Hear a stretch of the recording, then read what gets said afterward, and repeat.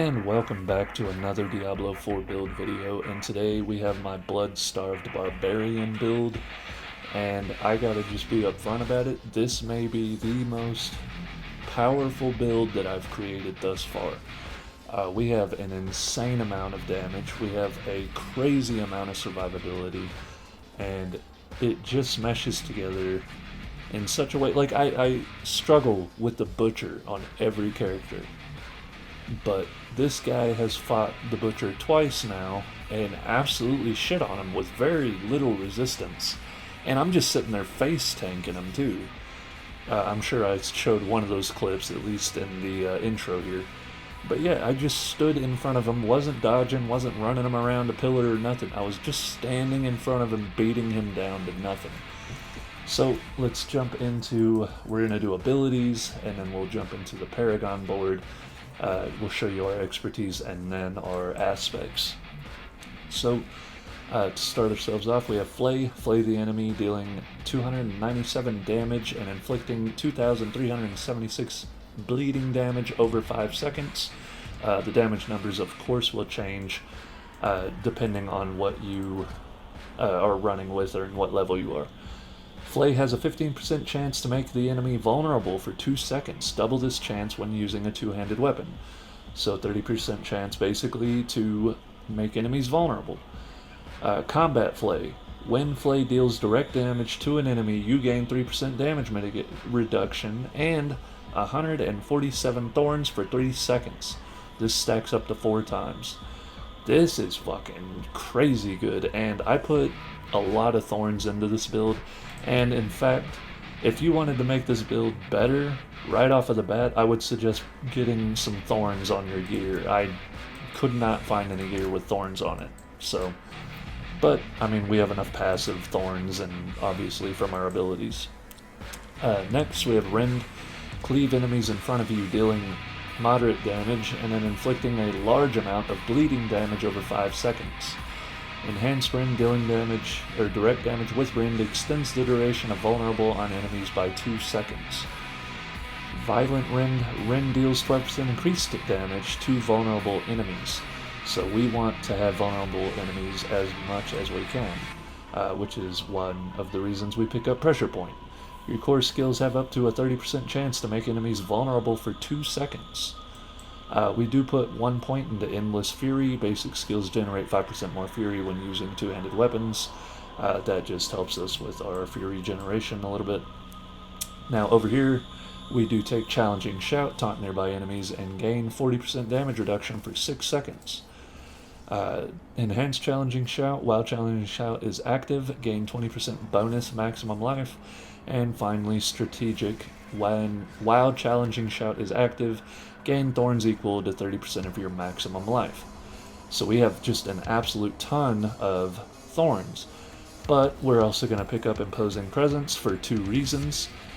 We gain 15% increase in the maximum of life. But one of the reasons is it'll give us even more thorns from this. And later on down here, we pick up an ability that heals us for 1%, so naturally the more health you have, the more of a healer you're going to get. We have Outburst, gain 177 thorns, also gain 29 thorns for each 147 bonus maximum life you have. So just absurd amounts of thorns. Increasing your thorns by 9% when enemies hit you, they take an additional 10% of your thorns as bleeding damage over 5 seconds. And now that is important, because we get a lot of buffs for enemies being bled around us. We come down here and pick up Charge, become unstoppable and rush forward, pushing enemies with you, then swinging through them for damage and knocking them back. Enhanced Charged enemies who are knocked back into terrain by Charge take bigger amounts of damage and are stunned for 3 seconds. And then Mighty Charge, damaging enemies with Charge makes them vulnerable for 2 seconds. You'll notice that we have a ton of ways to make enemies vulnerable, and that will come into play here in just a moment. Rupture, skewer enemies in front of you, dealing 536 damage, then rip your weapon out, damaging enemies for their total bleeding amount and removing all bleeding damage from them. Enhanced Rupture, ripping your weapon out of an enemy during Rupture causes an explosion that deals a big amount of bleeding damage over 5 seconds in an AoE. Like I said before, we want every enemy on the screen to be bleeding because we get certain buffs for having that. Fighter's Rupture. Hitting at least one enemy with Rupture heals you for 15% of your maximum life, so this is one of the reasons that we took this passive up here. The more life you have, the bigger the heal will be. We take Pit Fighter.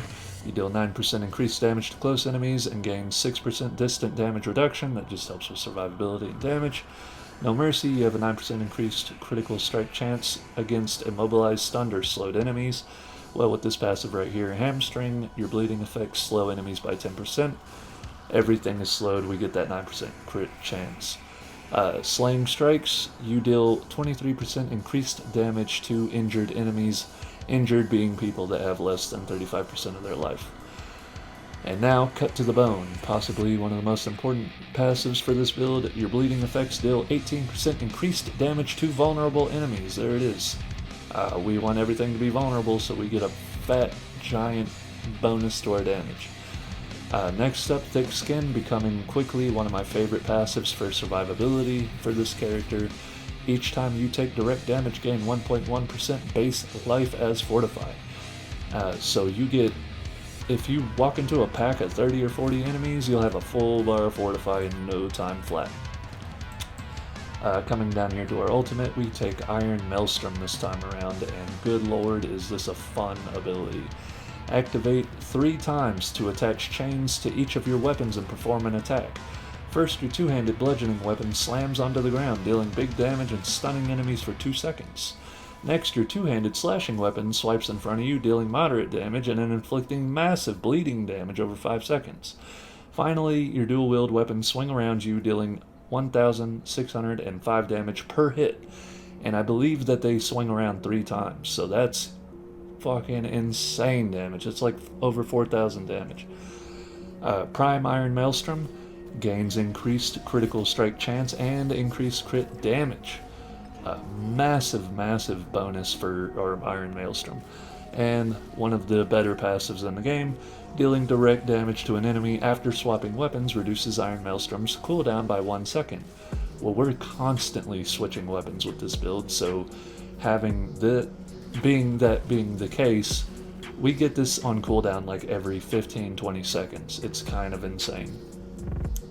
Once again, we take Tempered Fury, increasing your maximum Fury by 3. We all know why. We get to Invigorating Fury, heal for 9% of your maximum life for each 100 Fury you spend.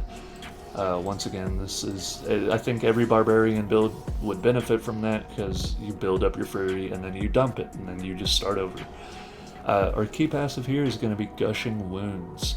When causing an enemy to bleed, you have a chance equal to your critical strike chance to increase the bleeding amount by 100% of your critical strike damage bonus. That one is a little bit confusing, but I can explain that in just a second. Overpowering a bleeding enemy creates an explosion that inflicts 454 bleeding damage over 5 seconds. I know the damage doesn't seem big, but it does help whenever everything on the screen is bleeding. So to explain you have a chance equal to your crit strike chance to increase the bleeding by 100% of your critical strike damage bonus. That's so worded oddly. Basically, where's our crit chance? We have a 13% chance when inflicting bleed to cause 73% bleeding. Does that make sense? I don't know why it goes off of these 2 values, but it's really wacky. To go into our expertise, we take the two-handed axe expertise this way around. 15% increased damage to vulnerable enemies and 10% increased critical strike chance against vulnerable enemies. So we just want enemies to be vulnerable 100% of the time. Now, something I haven't been doing with my other builds because I've been neglecting it. I didn't think for these level 50 builds that the Paragon board mattered too much, but now that you have the region unlocks, you can get 20 Paragon points as soon as you hit level 50, and so we're going to start talking about these more often. We follow it over here to the right to get Brawn, 20% physical damage and 4% maximum life. You do get the doubled physical damage bonus if you have over 200 strength. I didn't feel that Tenacity was that good of a passive to want to take it, and we are plenty tanky enough without it. So just follow it around. I have Blood Feeder socketed into this glyph slot. For every 5 dexterity purchased within range, you deal 2.3% increased damage to bleeding targets. Now, as you can see, I have 0 dexterity purchased over here, and that's because I'm a moron and forgot to respec into dexterity. I had a different socket in for a different build and forgot to switch that, but that's fine. Once again, we go for the raw power node, the 20% increased physical damage and 10% or plus 10 strength. Now this passive over here, Iron Strength, is pretty good. I would not mind taking this one. 200 armor, 10 strength. That's just, but like I said before, we are plenty tanky enough. Now, the thing I wanted to talk mostly about in the Paragon board is what your first board should be for this particular build, and I felt that there was no better board than Hemorrhage for this type of build. Enemies that have been affected by your bleeding for 3 or more seconds take 12% increased damage from you. And now, up to this point, we have taken Lacerator. 10% physical damage over time and 10% physical damage. You will get a bonus of another 10% physical damage over time if you get up to 360. I just haven't yet, so that's why we don't have that bonus. But we do take these nodes right here, the 5%, 5%, 5% to physical damage over time. So, with the Paragon board and all that out of the way, we're going to talk about the gear. So, first up, we're going to do, after generating 100 Fury, your next core skill creates a Dust Devil that deals 729 damage to enemies behind the target. That one's not mandatory, it's just a lot of fun. Attacking enemies with a basic skill increases the damage of your next core skill by 5% up to 30%. Once again, it's not mandatory, but it does help a lot with our damage. After swapping weapons 10 times, your next attack will overpower and deal 60% increased overpower damage. Like I said previously, we are switching weapons constantly, so there's no reason not to take advantage of this massive damage boost. Next up, we have Thorn's damage dealt has a 20% chance to deal damage to all enemies around you. Now, I do believe that stacks with our passive right here. Tough as Nails, where if enemies take Thorn's damage, it converts a little bit of that damage to bleeding. So that's one of the reasons that I kept this. So I guess this isn't mandatory. I'll just put that there. It helps, but it's not mandatory. You have up to a 30% chance to gain 20 Fury when Rend deals damage to at least one bleeding enemy. Now the reason we take this is because Flay costs quite a bit of Fury. We can only cast it 2 or 3 times per cast, or per Fury bar. And I really didn't want to take Furious Rend, which is direct damage with Rend grants 4 Fury per enemy hit up to a maximum of 20 Fury.